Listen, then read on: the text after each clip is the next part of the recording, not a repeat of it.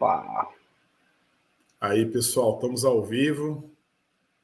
Os canais do Robot Geeks, também do Opera e do Face. Excepcionalmente hoje o Roger, por motivo de força maior, não pôde comparecer. Então, nos reunimos aqui, os jogadores, né, da campanha do Demônio de Bopirama, que volta aí, se tudo correr bem, na semana que vem, para a gente tentar fechar. Estávamos indo bem e coisa e tal, né? Mas são os imprevistos da vida aí. Como o Brunão e no caso, o Sté, que ainda está com a alcunha dele ainda de Alexandre Cardoso. De Alexandre Cardoso, personagem do Demônio de Bopirama. Só vai que ser eu difícil, não vou gaguejar hoje, tá? Beleza. Melhor. Vai ficar mais fácil. Inclusive, ô Sté, escolheu um personagem gago, hein, cara? Pô, dá trampo pra interpretar. O pessoal fica nervoso do outro lado pra ouvir. É complicado, cara. É muita emoção, cara. Mas você não é gago, ou Esther? Não. Não. Ele não, cara. Caramba, velho. Cara, eu achava que ele era mesmo. Não é, cara. Não é. É o personagem que é gago, velho. Revelações hoje aí, né? Você viu só? É isso aí, mas aproveitando que nós tivemos aí uma trégua e a gente vai mudar radicalmente o cenário de jogo, né, da nossa realidade para que as terras de Xiang, né? Vamos fazer uma live para falar um pouco aí desse mundo de fantasia medieval. Primeiro deixa eu tirar aqui, ó, parar um segundo aqui, só para ficar aqui para mostrar para o pessoal o livro Terras de Xiang. Esse aqui é o livro Terras de Xiang. A gente tem ele impresso lá no site, né? Loja Overhand aí, Masmorra Livraria também de Araraquara tem o livro. Só às vezes coloca no Mercado Livre. E é um livro que ele é preto e branco, no geral, mas no início dele ele tem um HQ colorida. Então é bem bacana porque eu gosto da linguagem da HQ quando você pensa num cenário que não tem nada a ver com a Terra. O símbolo que está aqui do Sol Vermelho é que tem um Sol Vermelho, que é a estrela que está no planeta, né, governando, vamos dizer, o sistema do planeta que está o mundo. E o mundo com uma gravidade menor e raças que não temos aqui, não tem humanos lá, não tem raças tolkianas também, não tem elfo, não tem orc, não tem os hobbits/halflings, né? Não tem isso aí. São os tireses, são os símios, são os landros. E aí, a ideia hoje é trocar uma ideia com vocês perguntando um pouco aí do mundo, né? Eu vou falando um pouco para trazer também para o público o que é o Terras de Xiang. Vamos lá. Eu vou botar aqui, então, agora, de novo, né? O nosso querido Imperador Xiang. Notem que esse cara é tirês, ele não é humano, é a raça que está, vamos dizer, nas planícies, né, do continente que é conhecido aí desse mundo.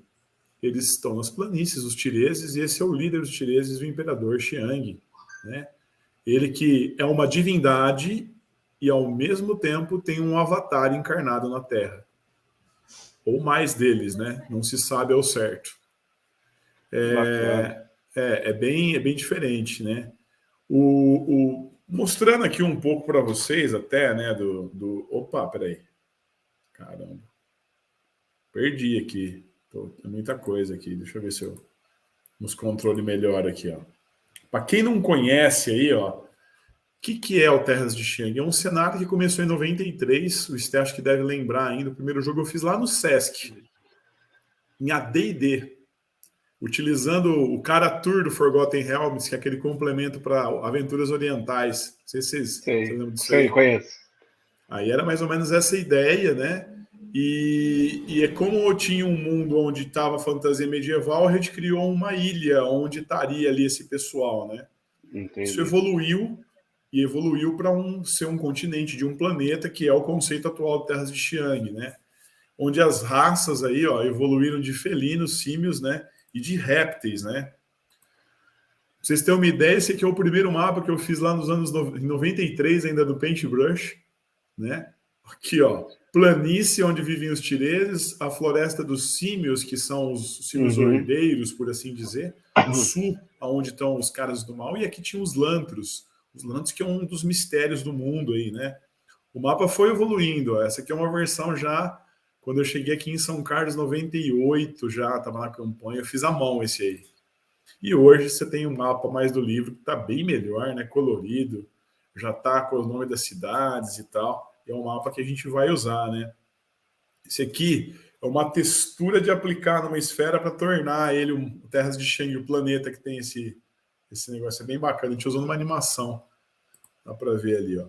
Aí tem onde é que estão os povos, né? Os tireses nas planícies, os símios na floresta e os lantros e seus herdeiros, né? Anfíbios banks, estão ali, né? No pântano, na região pantanosa do continente. Aqui tem um pouco, ó, de concept art de tireses, né? Todos esses são tireses. Assim como a gente tem humanos diferentes, você tem tireses diferentes, né? Aqui, ó, os símios, que são aqueles que descendem, né? Vamos dizer, dos nossos amigos primatas aí. Esses são os lantros. Eles são bem diferentes dos demais, porque eles são répteis com um olho central, que tem uma visão de 360 graus. Por isso, geralmente, eles ficam com a cabeça quase sempre reta, né? Ou, no caso, se voltar a atenção para uma determinada direção. Eles existiam no passado e eles deflagraram aquilo que é conhecido como a Grande Guerra, evento histórico do mundo. Só que eles não habitam mais o principal continente das terras de Xi'an. Esses são os anfíbios símios, né? Aqui é só para entender o seguinte: esse tanto de cronologia que vai de menos 4.000 até mais ou menos 600, eu criei literário. Esse pedaço da timeline Terras de Xi'an já foi tudo feito com o jogo, desde 93 até agora. Então, grande parte da história do mundo basicamente foi feita já com, vamos dizer, criação cooperativa, colaborativa dos jogadores. Feitos bem interessantes, né? Aqui tem um pouco, né, do que é a divisão, né, literária, tal, a Grande Guerra que eu falei para vocês, onde eles eram inimigos, os símios e os tireses, só que eles se uniram contra o inimigo comum, que é o lantro, né? Esse aqui é o pessoal da elite da guerra, que é um guerreiro símio da armada e um mago tirês da cúpula, né? Os símios também participavam da cúpula, só que os símios, nessa época, eles eram exímios guerreiros perto dos tireses. Isso mudou com o tempo, né? As técnicas e tudo mais. Esse aqui são dois lantros na Grande Guerra. Ó. Nada amigáveis, né? Não. Isso aqui era uma torre de vigília, essas construções, só as bases da edificação delas resistiram ao tempo, elas não existem mais. Elas foram criadas para vigiar o pântano enquanto os lantros existiam, né? Aqui é uma das fortificações de símios, né? Justamente porque temos insetos gigantes, que são um problema da floresta, né? Eles também existem nas planícies, mas em menor quantidade, né? Aí você tem algumas artes conceituais aqui, ó. Esse é um tipo de personagem que é tirês, que acredita no Deus Trovão. Eles são andarilhos pelo mundo, são guiados pela chuva e pela vontade de seu Deus. E eles tentam pregar a ordem, a honestidade, a honra, a justiça e lutando contra qualquer entidade maligna. Mas eles não estão ligados ao povo e eles não estão ligados, né, vamos dizer, ao imperador. Eles são independentes, eles são os viajantes. Aí uma coisa que é bacana é a seguinte, ó.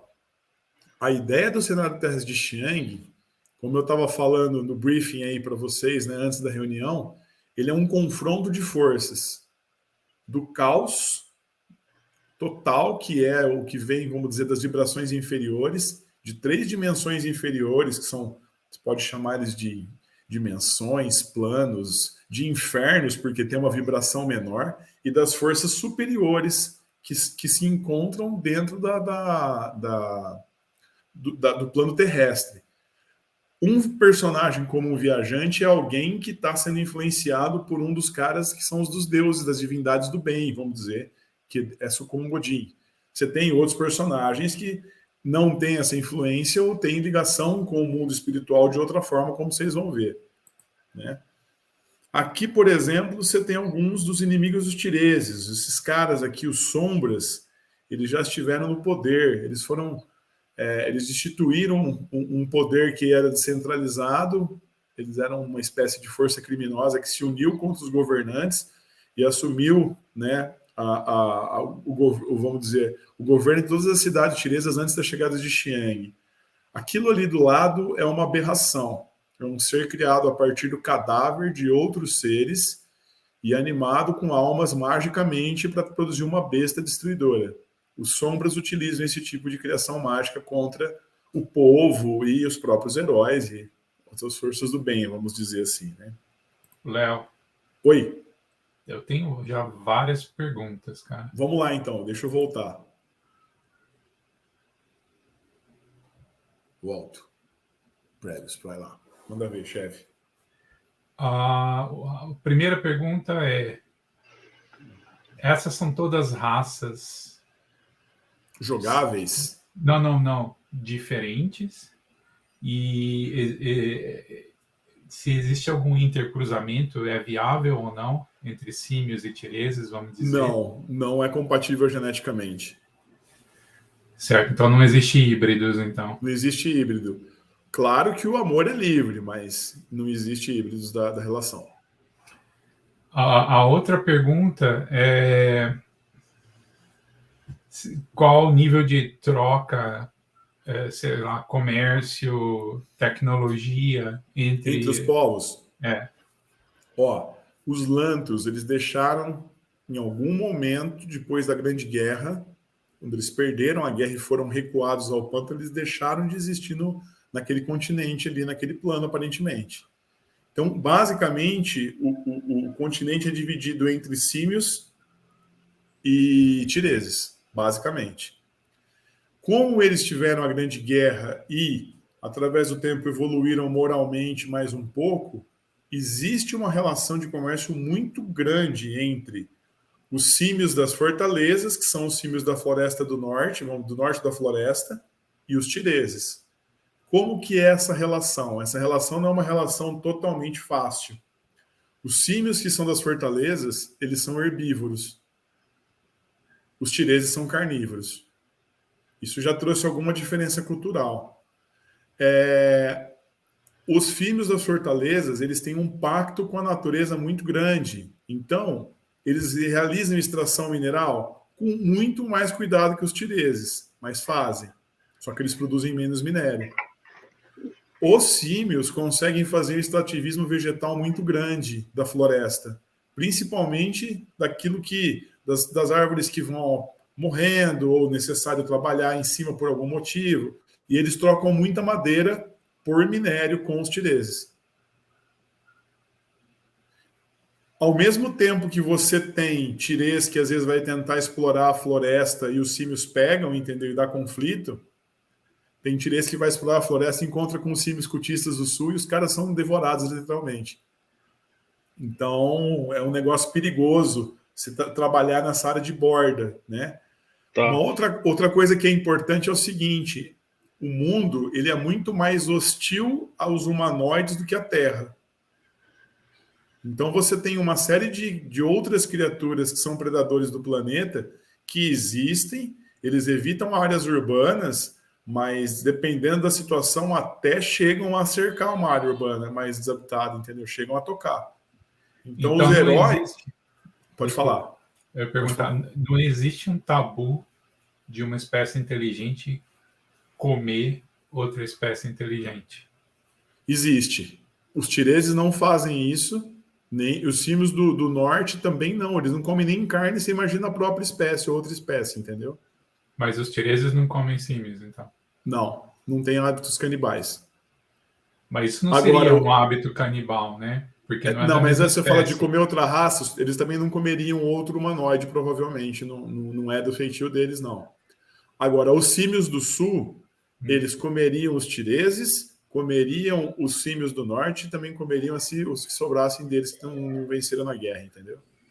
Então, eles são canibais e comem outras espécies inteligentes. Sim, sem problema nenhum. Até gostam. Alguns, inclusive, são usados em rituais dos xamãs deles. Tá. O mercado, basicamente, então, é via escambo, né? Porque não tem uma moeda única para os dois. O que tem é uma moeda tiresa, hoje unificada pelo imperador, né? Mas os símios não têm moeda corrente, é base de troca. Entendi. Olha quem tá aqui, cara. O Vitor, cara. Grande Vitor Souza. Ô, Vitor, pelo amor de Deus, nós estamos tentando voltar para a quarta live, hein, cara? Pensou se você me volta para terça, agora a gente tá tentando voltar para a quarta para você poder participar, velho? Pelo amor de Deus, hein? Olha lá, hein? Eu tenho mais uma pergunta nessa área de biologia, mas é só uma curiosidade.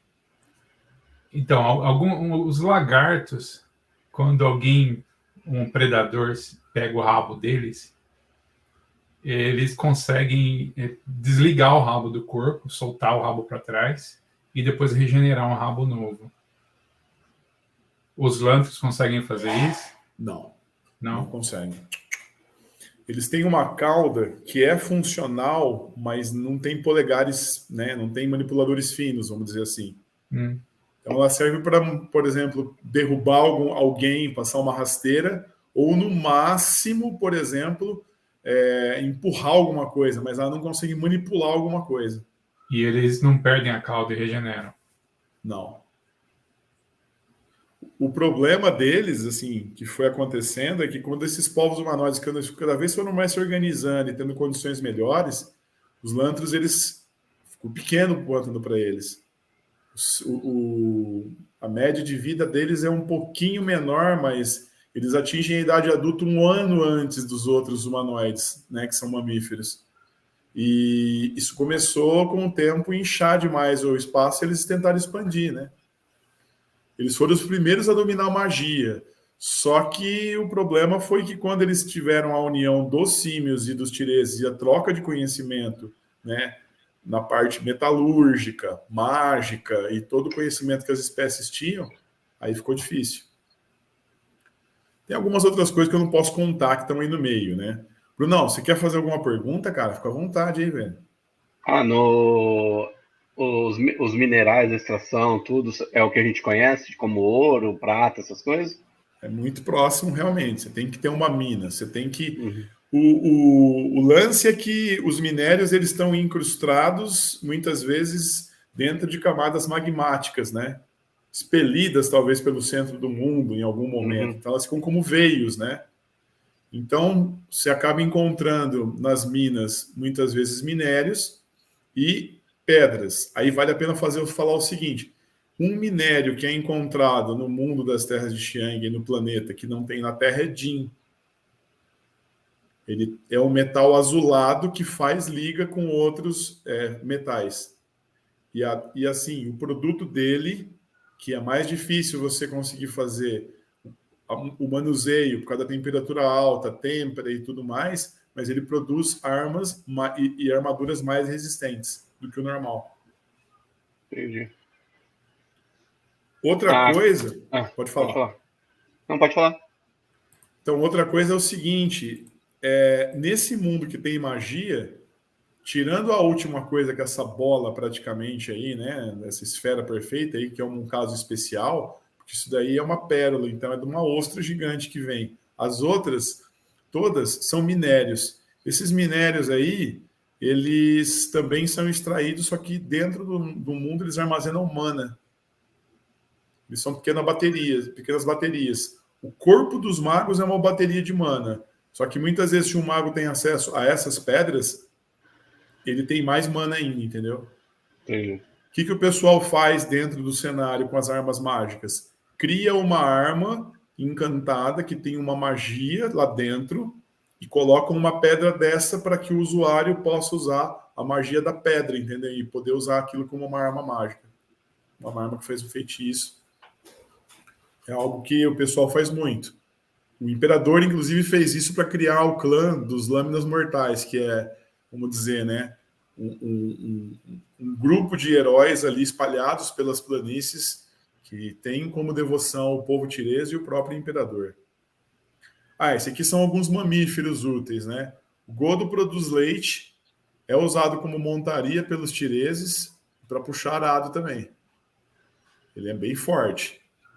Um coice dele é capaz de matar um tirês, sabe? Que tiver, por exemplo, né, desapercebido ali, o cara pode... Aquele outro ali é um budocão. Ele é uma montaria dos símios, né, das florestas. São caçados pelos do sul. E eles têm um problema com os tireses. Eles têm um problema sério, inclusive. Isso aqui é um predador camuflado, ó. É um lagartinho que ele tem mimetismo, igual um camaleão. E eles nunca estão sozinhos, sempre estão em grupos grandes. Do lado aqui é um Krondai. É um mamífero, o maior mamífero que tem. É uma mistura de um cachorro gigante com um urso, mais ou menos, para ter uma ideia. O outro cara ali do lado é um pássaro noturno. Tem visão noturna muito boa, telescópica, e o bicho em grupos também, geralmente ímpares, que tem um líder, atacam de noite um alvo. É um alvo só, eles escolhem para tentar se alimentar dele. São carnívoros também. Aí, ó, esses caras, por exemplo, é um enigma para o mundo. Eles existem no mundo, não se sabe quantos tem, parece que são poucos, mas eles não são personagens jogadores, vamos dizer assim, né? São os Cíclopes, detentores de magia. Inclusive, a representação dessa esfera na mão desse Cíclope é uma esfera daquela pérola que eu falei para vocês, as ostras lá, que também é capaz de armazenar magia, né? O Imperador, o próprio Imperador. E aí a gente tem outros arquétipos. Como eu falei, os Lâminas Mortais é como se fosse uma guarda do Xiang nas cidades. Eles assumem o posto de administradores e líderes do exército, geralmente de áreas da cidade. Se a cidade é muito grande, uma área da cidade. Se for uma cidade pequena, da cidade toda, né? Você tem aqui os servidores. Eles são uma espécie de monges com poderes mediúnicos. Então, eles têm uma arte marcial que é próxima do Aikido, vamos dizer assim, uma filosofia difícil de ser cumprida com interpretação, mas eles conversam com espíritos. Você tem outras dimensões, como eu falei para vocês, né? Das almas eternas é a dimensão onde estão os deuses, né? Esse aqui é as pontes dos viajantes, né? Tem uma representação do plano terrestre dela, depois até falo para vocês como apareceu o mapa. O Vale dos Elementos, a Morada Íngreme, os templos sagrados. Os templos são quase como um NPC do mundo e ele é um espaço. Só que ele representa uma vontade divina dentro do espaço do mundo também. É um outro tipo de divindade. As dimensões inferiores, a dimensão das cinzas, que é o primeiro plano por baixo do plano terrestre.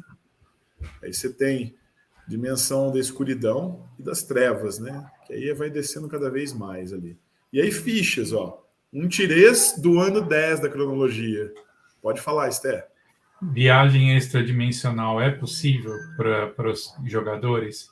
E um grupo típico é multi-raça ou raça única? Típico, raça única. Nesse caso da campanha, eu vou até permitir que seja multi-raça, inclusive. Não tem problema nenhum. Tá? Viagem, você fala dimensional, entre as dimensões, você fala? Isso. A dimensão do plano das almas eternas e física, etc. Uhum. Sim, ela é possível, só que ela geralmente tem um preço grande.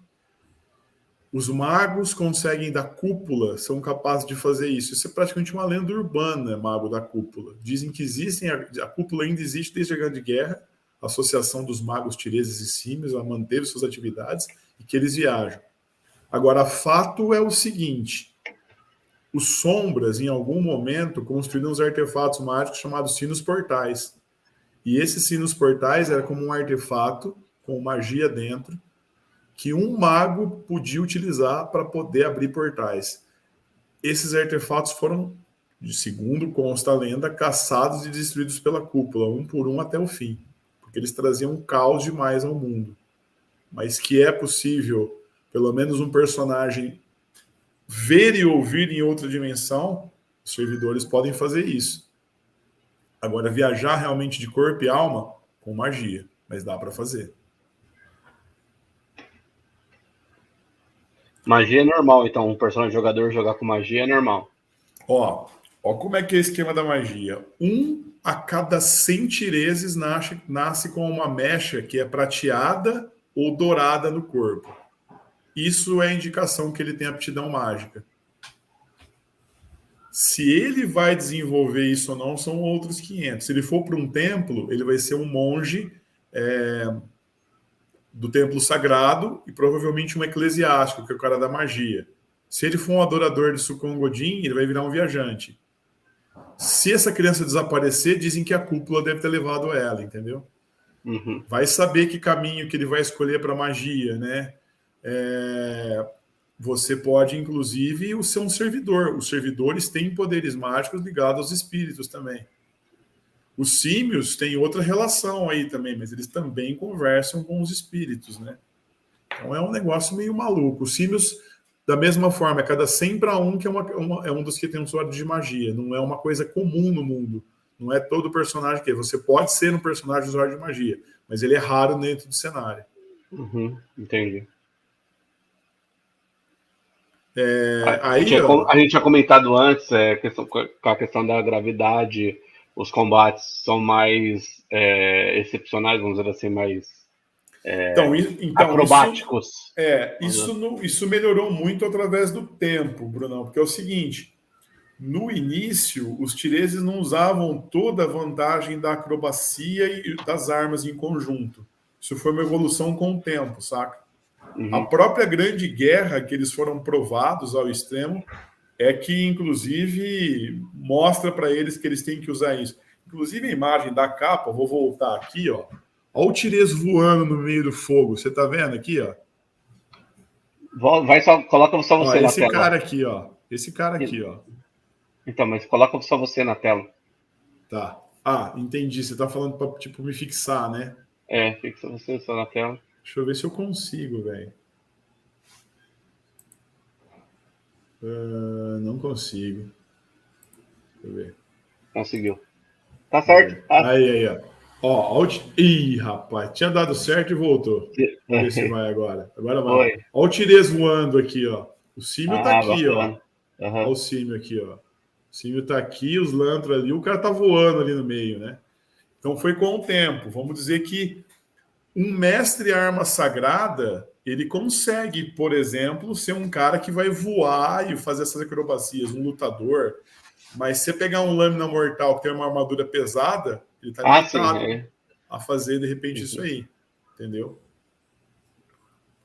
Aí, assim, ó, aqui tem ficha. Ficha de tudo quanto é coisa. Isso aqui é uma vez que eu fiz viagem no tempo, inclusive. A galera foi pro ano 10, ó. Tá no ano 900 e pouco que vocês vão jogar. Mas é um cara lá do começo, do caçador ali ainda. Olha o Samuel aí perguntando aí. Opa! Vamos ver aqui. Boa noite, Samuel. Opa, cheguei agora. Beleza, quando leio caçador chinês, eu tenho a impressão que é uma raça mais profissão. É isso mesmo? Está corretíssimo. Está corretíssimo. Os tireses, né? No plural, ou tirês no singular, é uma raça do Terras de Xiang, né? O tirês, sim, ele tem várias profissões, arquétipos, como você queira chamar, né? Essa aqui, por exemplo, é uma ladra, que ela foi uma criança que foi criada como ladra. Ladra tem um problema sério dos tirês, eles mutilam ladrões. Só que esse aqui é um caso raro. Ela era uma ladra quando criança, mas ela foi convocada por heróis e começou, vamos dizer assim, trabalhar em missões para roubar aí os caras maus. Então ela é tipo um arquétipo permitido, entendeu?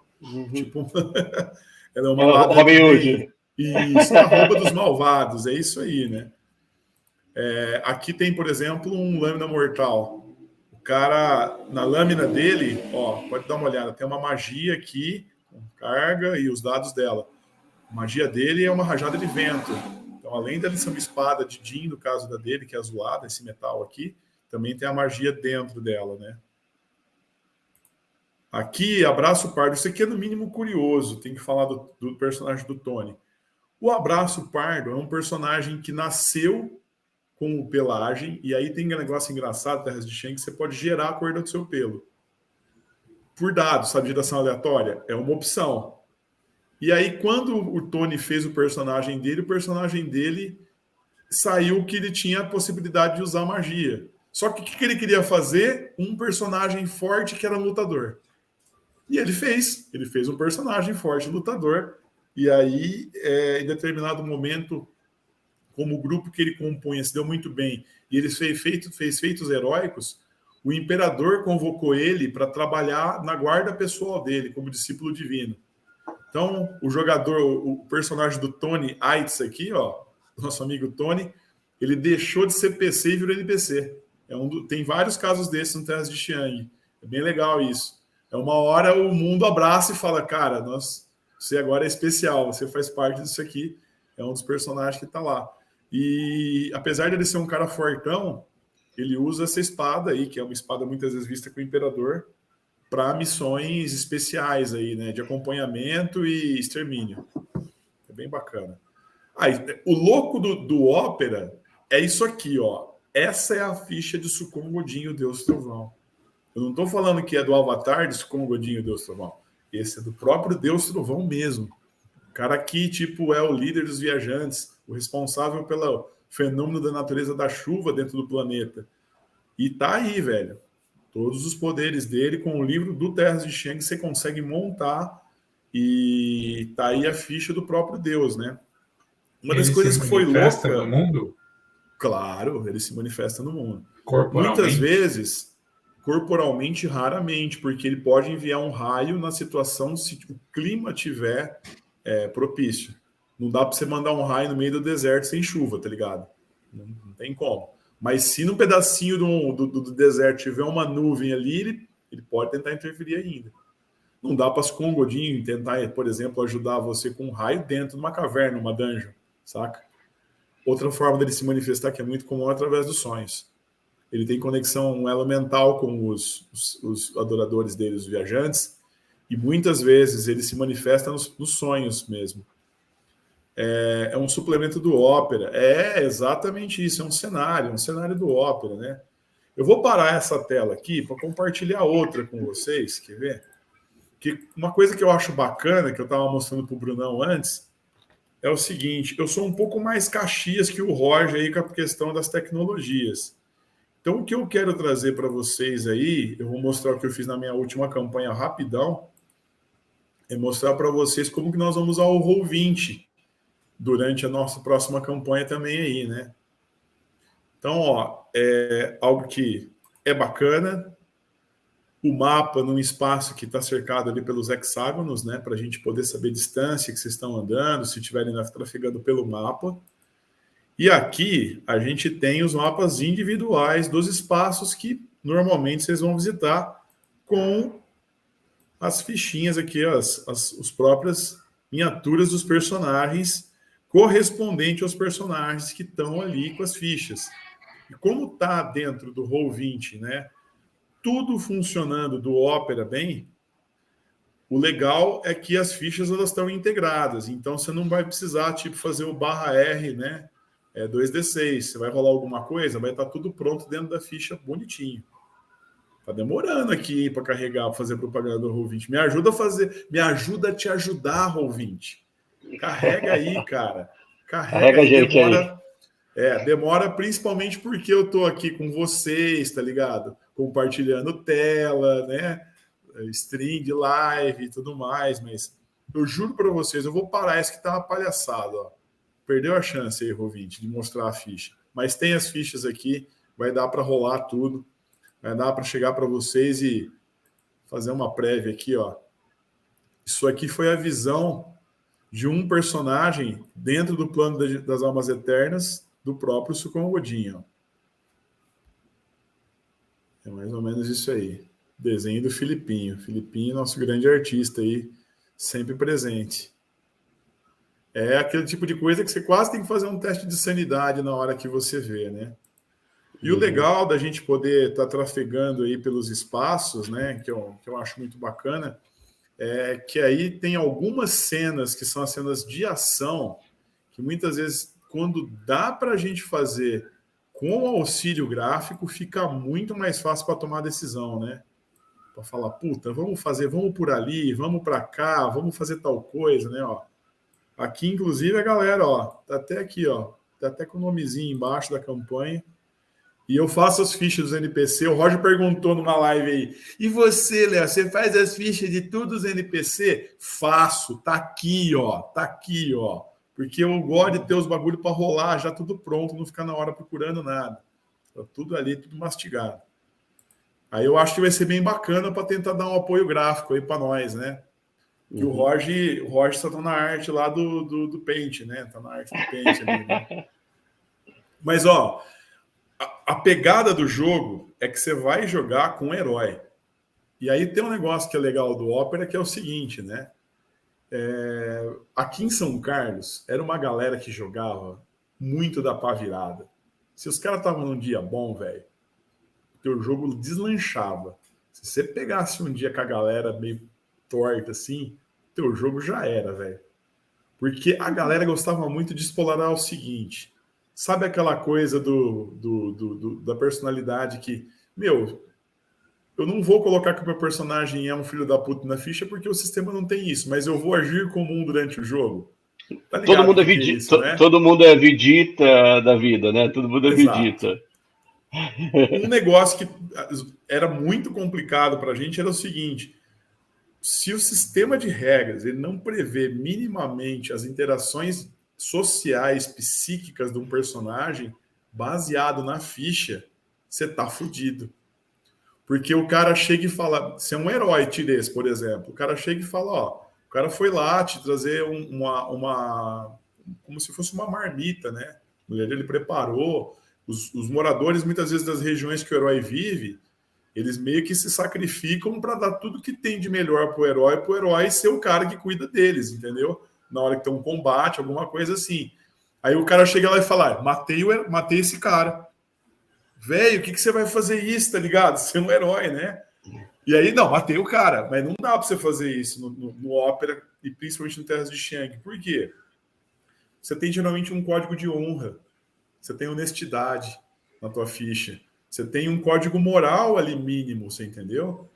E se você for fazer alguma coisa que fere isso, você tem que fazer um teste de vontade, de acordo com a penalidade da gravidade da sua intensidade psicológica, daquele lance que você segue, o que você é devoto, ou que, de qualquer maneira, né, você está adorando, ou qualquer coisa assim. Então não dá para você pegar o herói e falar pro cara, vou matar o cara. Velho, como é que você vai fazer isso? Testa vontade -4.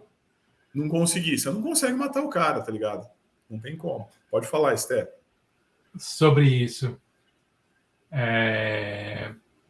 E os planos inferiores? Existem também deuses nos planos inferiores? E quem é alinhado com os planos inferiores também segue o código de honra ou não? Ó, vamos lá. Esses dois aqui, eu tenho o legal Terras de Shang, se a gente jogasse presencial, é que eu tenho as miniaturas de quase tudo, né? Só se joga com heróis, o Samuel colocando? Não. Vocês querem fazer uma campanha, por exemplo, que eu estou permitindo multirraça, vocês podem jogar com o que vocês quiserem. Vocês podem jogar com os vilões também, entendeu? Não tem problema nenhum, né? Se for uma coisa muito extrema, a gente vai estar vou colocar em lados opostos. Se for personagens que dê para ter o mínimo de conversa, vão estar até no mesmo time, né? Esse aqui é um deus lagarto, é um deus animal. Vocês assistiram Mononoke Hime, Princesa Mononoke do Miyazaki? Sim. Você viu aquele lance que ele faz, que tinha lá o javali gigante, o lobo gigante? Então, sim, tem isso dos animais. Esses daqui, tem vários deuses animais, alguns já morreram.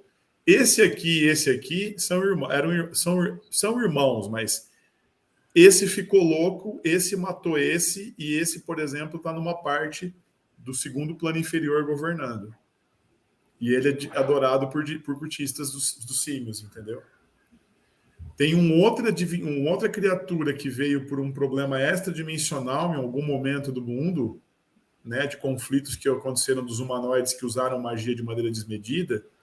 É uma espécie de um dragão, um lagarto gigante extremamente inteligente. Ele foi morto. A alma dele está no terceiro plano inferior.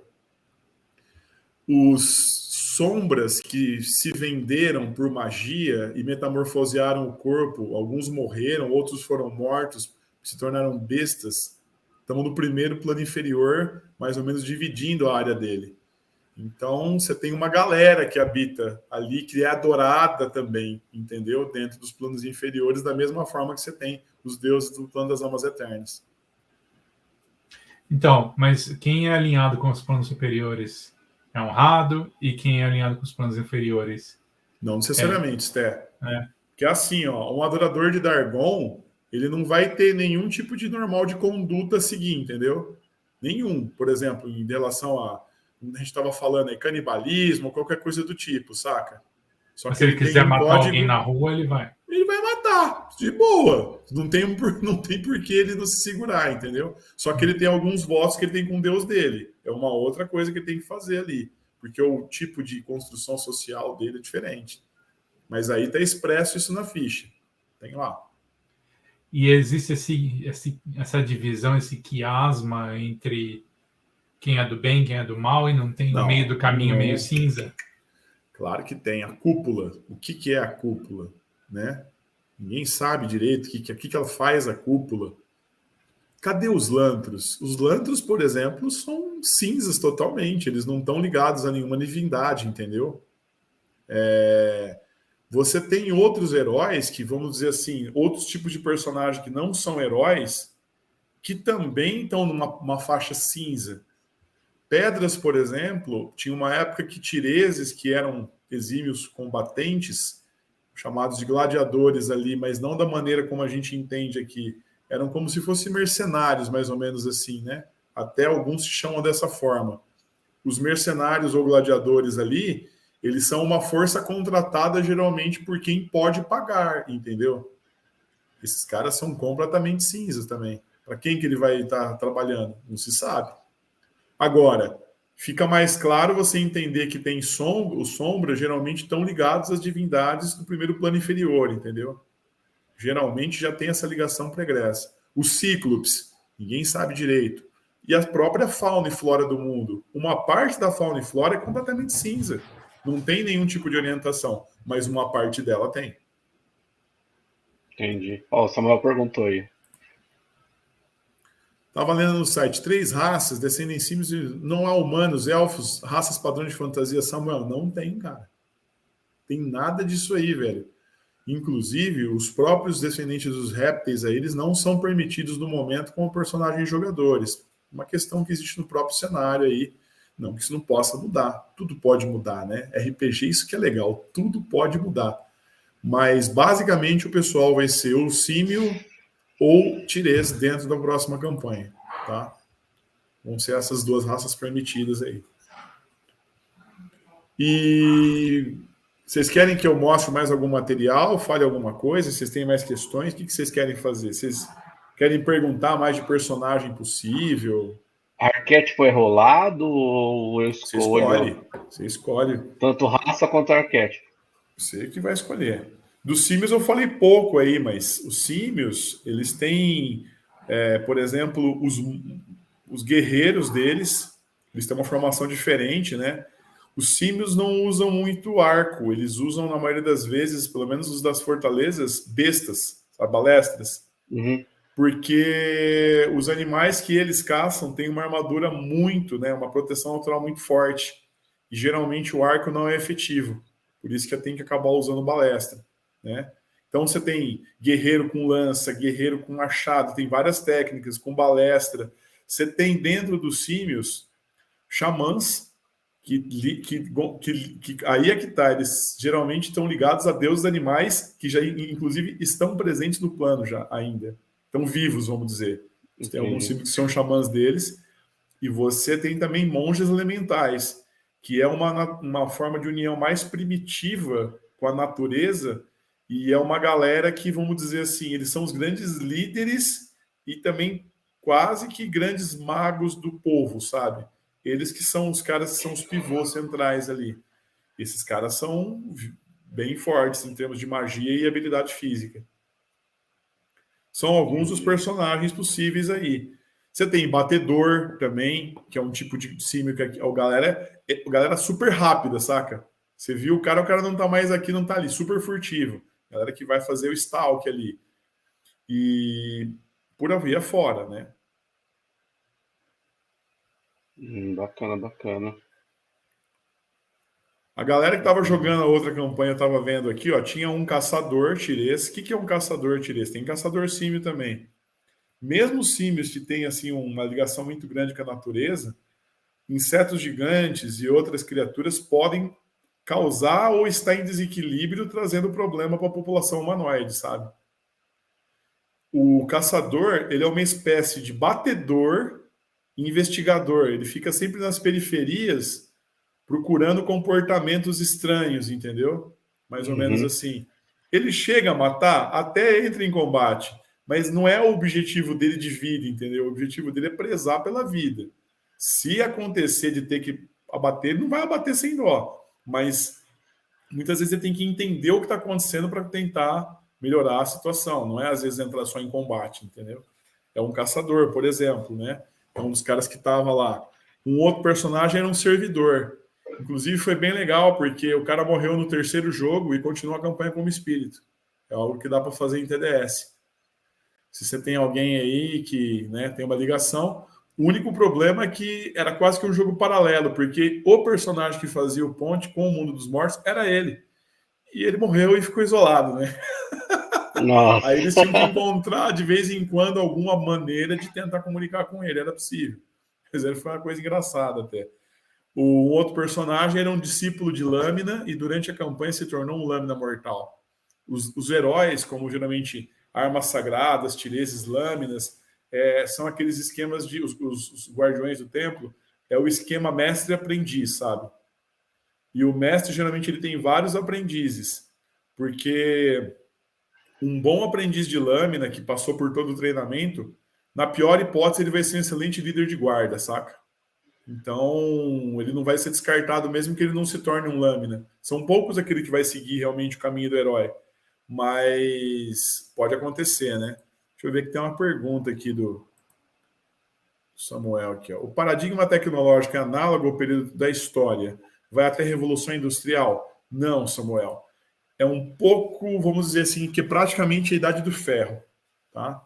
É um pouco além que você tem o aço já. Mas você, por exemplo, não tem controle de algum tipo de substância como pólvora para produzir projéteis, né, a longa distância. Você não tem isso. O tipo de máquina que é utilizada. Você tem o princípio da roda, carroça, só que você não tem, por exemplo, nenhum tipo de motor. Não se chegou a manufaturar. Não se chegou até aí a metalurgia, assim, entendeu? O que a galera consegue fazer, por exemplo, são armas, muitas vezes, né? Boas, armas grandes, como já fizeram para matar deuses animais e outras criaturas, tipo balestras gigantes, né? Pequenas catapultas, não muito grandes também, mas você tem um paradigma tecnológico aí vamos dizer, né? 1200, 1100, mais ou menos, né? No Oriente, tá? Isso que é importante lembrar. No Oriente, sem pólvora, sem nada disso. Navegação.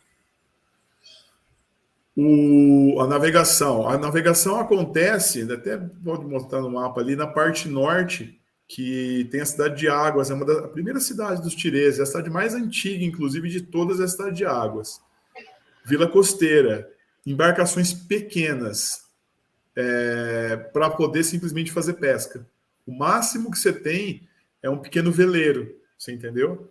Ele pode se distanciar da costa, mas não tem nada pelo que é conhecido, então a navegação ela acontece até determinado ponto do mar e retorna, basicamente, tá? A galera tem, da mesma forma que na Idade Média, pesca com rede, pesca com isca, né? Pesca em grande escala e por navios, né? Mas é esse esquema que eles fazem mesmo. Só isso. Não tem uma noção também de tipo, vamos pegar nosso navio e correr a costa? Porque a hora que você pega o navio e começa a correr a costa na direção da floresta, uma aranha gigante vai aparecer e vai querer comer você, entendeu? Então não é uma coisa, vamos dizer assim, um pensamento que a gente tem aqui no nosso mundo, né? Cara, que legal poder conhecer outras terras, né? É mais ou menos assim. Ainda bem que a gente não vai conhecer outras terras para não trazer mais desgraça para nossa, tá ligado? Vai saber o que vai acontecer. É mais ou menos isso. É mais ou menos isso o pensamento, isso.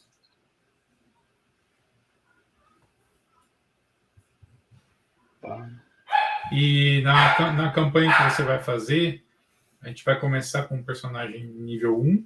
Não. Ou a gente vai começar com um personagem já... Um personagem intermediário. Intermediário. O personagem que já é um herói, ou no caso já...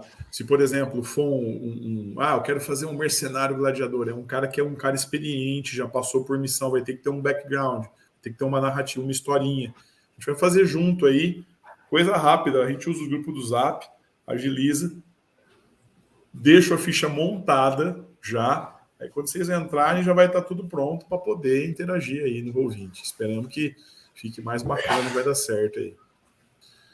Pessoal, vocês têm mais questões? Tá bom de tempo de live? Falamos bastante, já quase uma hora, né? Pedir pra galera aí, né? Se dá um like aí no vídeo, né? Se você gostou, se você quer ver essa campanha logo, dá um like aí. Dá um like aí. E tem também, né, na loja lá, né, do Opera, é importante, né? Ó.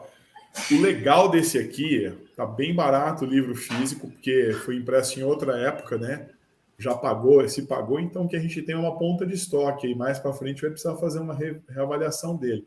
Agora, o negócio legal do site é o PDF. O PDF dele é colorido. O PDF colorido dele é muito, muito bonito. Cheguei a mostrar aí para vocês, mas se você quiser, né, por exemplo, pegar os personagens, ó, um Xamã Símio que eu abri aqui, ó. Xamã Símio. Inclusive o lagartão, o Horai que eu mostrei para vocês, está ali nas costas dele, ó. Ele é provavelmente adorador dele, né? Se for de repente pegar a parte de magia, toda a parte de magia tem uns ícones para te ajudar a saber que é magia da Terra, como está aqui, por exemplo, ou da eletricidade. É um livro bem legal, o livro Terras de Xiang. Tem HQ no início também, né? Que é colorido HQ também. no início, puta, HQ é muito louca. HQ, inclusive, o personagem é um viajante, ó. Aí você...